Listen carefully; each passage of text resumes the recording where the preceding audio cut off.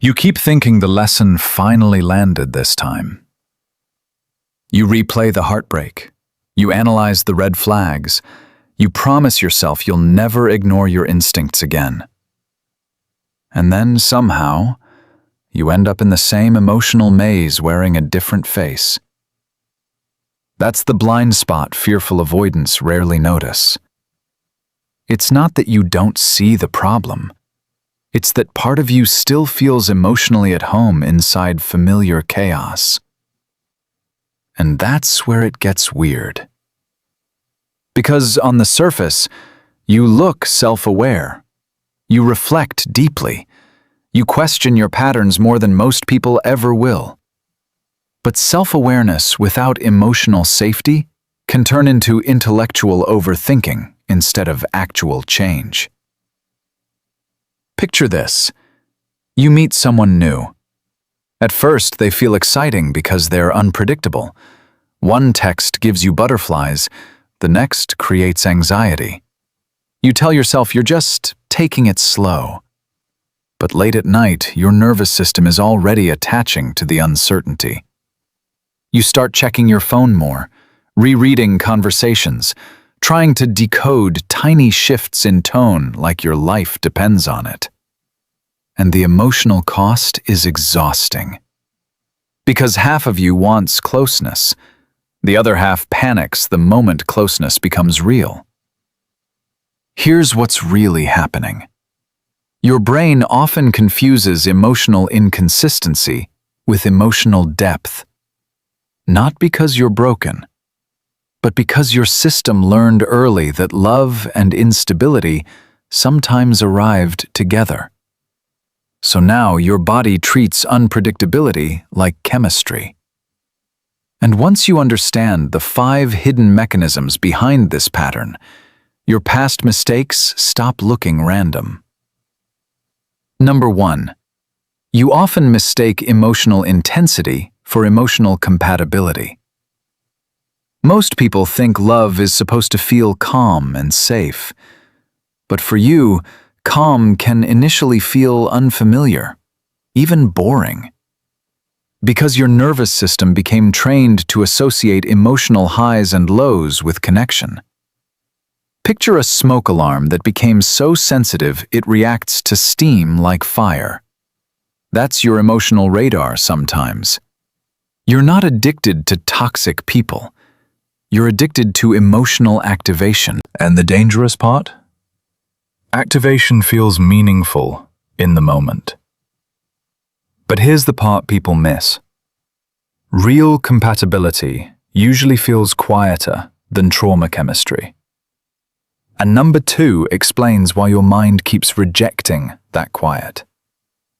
Number 2, you tend to romanticize potential instead of reality. Fearful avoidants often see who someone could become instead of who they consistently are. Because deep down, your brain learned to survive on emotional breadcrumbs. So when someone gives you occasional warmth mixed with distance, your mind fills in the missing pieces, like a movie editor cutting together the highlights. One vulnerable conversation suddenly outweighs 10 emotionally unavailable behaviors. It's like building a mansion from 2 good bricks and pure imagination. You're not naive. You're emotionally hopeful in environments that rarely reward hope.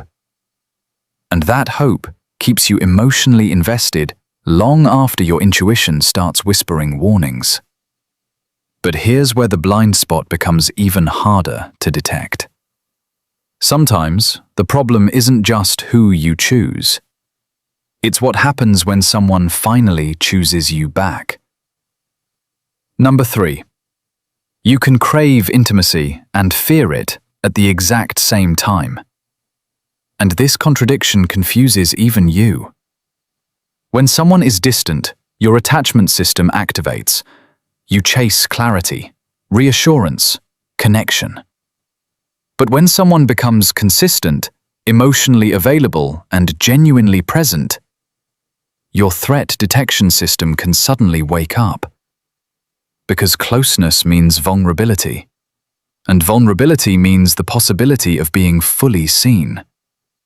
That can feel terrifying when part of you learned that emotional exposure once led to rejection, unpredictability, or disappointment. So your brain starts searching for escape routes. Tiny flaws suddenly feel huge. The excitement fades. You question your feelings. Not because the connection is wrong, but because safety itself feels unfamiliar. You're not incapable of love. You're hyper-aware of emotional risk. And that's where dopamine quietly enters the story.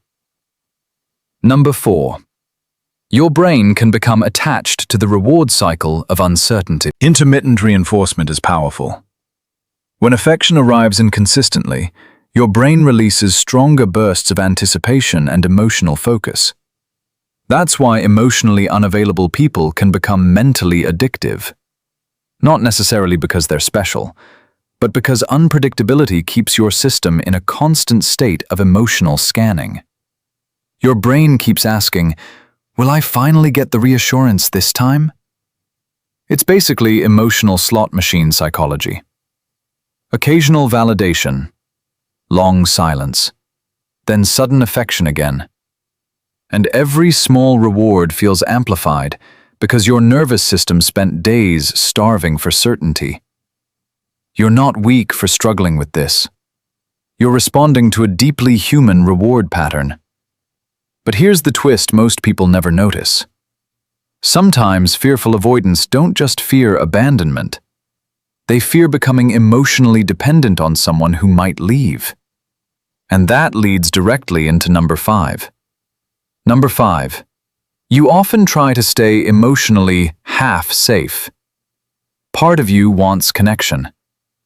The other part keeps one foot near the exit. So you overthink instead of fully trusting. You detach before conflict escalates. You intellectualize emotions instead of sitting inside them. Because if you never fully surrender emotionally, rejection feels slightly less devastating. At least, that's what the protective part of your mind believes. But emotional half-presence creates painful cycles. You attract people who also struggle with closeness. You settle for ambiguity. You stay inside almost relationships because uncertainty feels safer than full emotional exposure. It's like trying to swim while refusing to let go of the edge of the pool. You're technically in the water, but never fully inside the experience. And here's the beautiful contradiction. Fearful avoidants are often some of the most emotionally perceptive people in the room. You notice subtle shifts, unspoken tension, tiny emotional details others completely miss. You love deeply. You feel intensely. You care more than you admit. But the same sensitivity that makes you deeply intuitive can also make you deeply protective. So people sometimes mistake your guardedness for coldness, when really, your heart just learned to wear armor before it learned to feel safe. You can be both strong and scared, independent and deeply longing for closeness, self-aware and still healing old patterns. Those things can exist together. But here's the grounded caution. Self-awareness alone does not automatically change attachment patterns. Sometimes fearful avoidants become so good at analyzing themselves that they accidentally avoid emotionally practicing new behaviors. You can understand your patterns perfectly and still repeat them if your nervous system only trusts familiarity. That's why healing often looks less dramatic than people expect. It can look like tolerating consistency without creating problems, communicating before shutting down, staying present long enough for safety to stop feeling suspicious. Not perfectly, just gradually. Because the goal isn't becoming emotionless. The goal is learning that peace is not the same thing as emptiness. And eventually, something shifts. You stop chasing people who confuse you just because they excite you. You stop calling anxiety chemistry. You stop abandoning yourself to keep emotionally unavailable people interested. And for the first time, love stops feeling like survival. It starts feeling like breathing. So here's the question. Team, I overthink everything, or team, I detach before anyone gets too close.